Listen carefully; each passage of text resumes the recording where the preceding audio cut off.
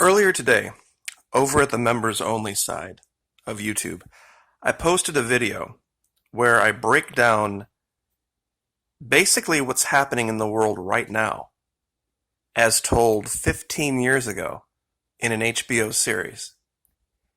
Now, many people missed it. Many people saw it as just a Twilight ripoff, the old vampire werewolf story. And for the most part, it was, for those who didn't have the ability to look beyond. There was so much of this type of activity that went on in it. Too many people who had a lot to learn just tuned it out. Now, I don't personally find the human body distasteful, so I watched the series. And I thought it very strange at the time, some of the imagery, because it didn't really go along with the standard vampire werewolf story. There was other stuff intertwined in it. Especially this character. Because there was almost a prophetic quality to everything that she said.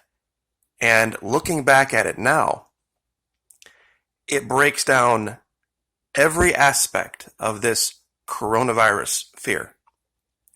But they couch it in this idea of vampires that live forever, but have to reckon with their own mortality. In the series, the vampires get sick. They have to find a way to work their way into normal society while still remaining vampires. You see, this is what is the essence of New York and DC. They want you to think that they are just like we are. But when it comes right down to it, they're not. And this character from the show makes an epic, epic speech. Now, one of the reasons I had to put the video over at the member side is because I played the speech, and it is, of course, the property of HBO. And I can't show it out here on the normal side of the channel. But in 2 minutes, he lays out exactly how they see you and I. And what's just happened up there is going to affect them in a way that it's not going to affect you and I.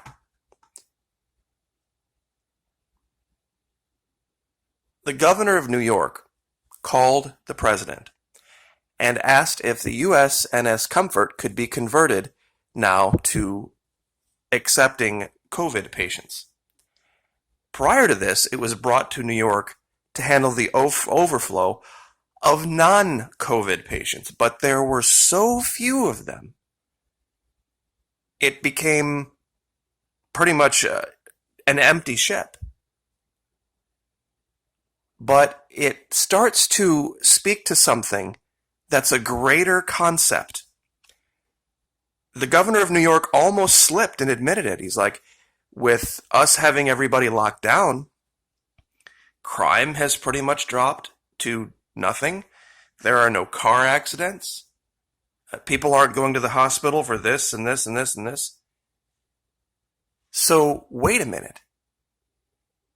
If locking everybody down and forcing them to be in their homes can prevent car accident deaths, can prevent all sorts of crime, well, why aren't we doing that all the time?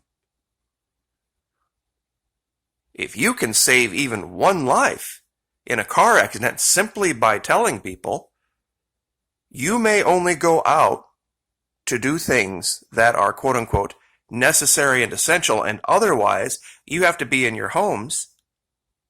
That should be standard policy, shouldn't it?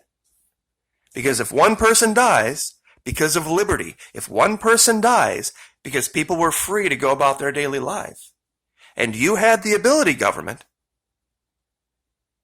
to stop that, isn't that blood on your hands? And that's exactly what they're telling us now.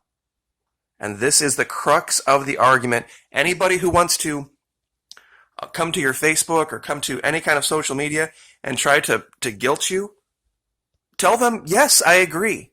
I absolutely agree. The government locking everybody down makes life a lot safer.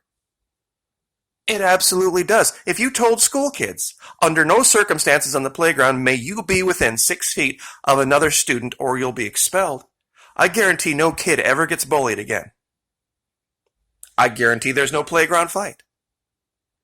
I mean, you might have some kids fall off the monkey bars. I mean, you might have that. I don't even know if they have monkey bars now that I think about that. I'm probably dating myself here because all of the good, fun, dangerous playground toys they've gotten rid of. Another story for another day. But if they can cut crime to almost nothing, and I know this is kind of a rough way to say this, but think of all of the rapes that wouldn't occur. If you enacted a curfew in every city, and anybody on the street for any reason could be tossed in jail cell just for being out. Imagine the collapse in that crime. You know, they say nothing good ever happens after 12 o'clock. It's what I told my daughters. It's what I was told. And to be very truthful, I was never a huge, giant fan, and this is just kind of a personal aside, I guess. Even when I was 19, 20, 21, 22 years old, the clubs that were so full of people that everybody was on top of each other and drinking out of random plastic cups, and I never enjoyed that environment. I liked going out and hanging out at the beach with a group of people, or going to some place that was kind of maybe moderately busy, but you had your own space. You didn't feel like you were literally in everybody's business all the time, especially in the dark.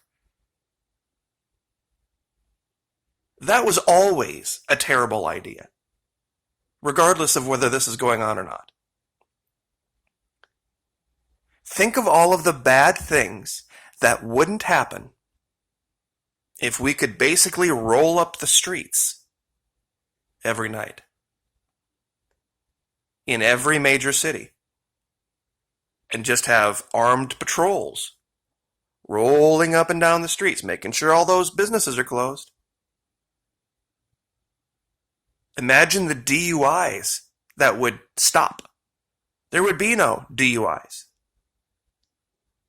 There might be some. Maybe I shouldn't say it that way. But they would be virtually non-existent compared to what they are now, because the vast majority of DUIs occur when? Of course, after the bars close, or very close to closing time.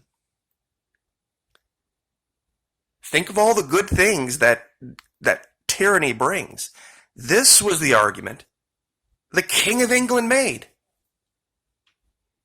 There wouldn't have been one Native American left alive on the continent if we had gotten out of England's way.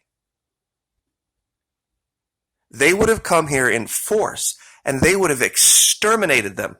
There wouldn't have been a scalping, there wouldn't have been a raid, there wouldn't have been anything like that.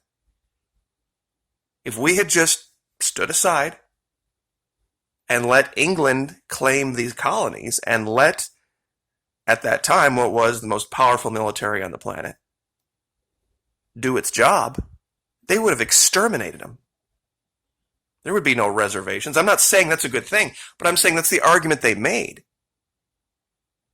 Is that you will be so much safer under the crown. Your lives will be so much more peaceful. Go into your homes and let us take care of the hard things. And this is what's being played out now with the USNS Comfort. That's why I brought it up. So few, quote-unquote, bad things other than COVID are happening that they didn't even need it. That they didn't even need it. And this is another story that... This is the hardest part of this video to do right now. You and I, they're talking about right now, the numbers are leveling off. That there is this light at the end of the tunnel. That we're beginning to see the beginning of the end. You and I, normal people, are going to take this as an opportunity for thanks. an opportunity to teach our children about good hygiene. We dodged a bullet, but we're going to not live in fear now. We're going to go forward. These people in New York are not going to think of this like this, because the great and most powerful, who saw themselves as so much better and invincible, now have been exposed, and they don't like that. They don't like to think of themselves as susceptible to everything else that, us flyover people are. And so they are going to, and they've already talked about this immunity pass. This is the beginning. This right here is the beginning. If you can't go into public and prove that you don't have any risk of giving anybody else anything that might make them seem like they're human, if you can't do that, you're not going to be allowed in public. You're not going to be allowed in the city. They're going to find a way to keep you out of there. This is the beginning. This is what fear does to narcissism. It's the one emotion narcissists cannot process. They can never process fear. So sometimes they use things like this to hide other fears, other problems. And I know people are like, why are you showing this over and over again? Because this is a good analogy for being exposed. And these people, it's the thing they fear the most, being exposed. And their lies, like everything that exists, imagined itself into existence, being exposed. Because it takes away from the state that humanity worships itself and its money. And that's I could do a whole other video on that. The entire subtext of everything that's happened has been couched in this idea of, when can we restore the financial state of everyone? When can we get back to worshiping Mammon the way that we are used to? And that's actually covered in this guy's speech. He talks about this ridiculous idea that somehow their wealth is going to protect them. So, anyway, Florida Maquis homepage, there'll be a button right top center that says join. I believe it's a blue button. And it's $1 a month. $1 a month. So it's not some end of the world amount of money, and you will have access to all sorts of different things, gloves off, that I can't show on the normal side. Plus all of the psychological operations videos, I believe, are over there as well. So, anyway, totally up to you. But this issue with the comfort, there being no use for it, because so many other good things have come from tyranny. That's the warning bell. And I guess I'll leave it there. Like, share, subscribe.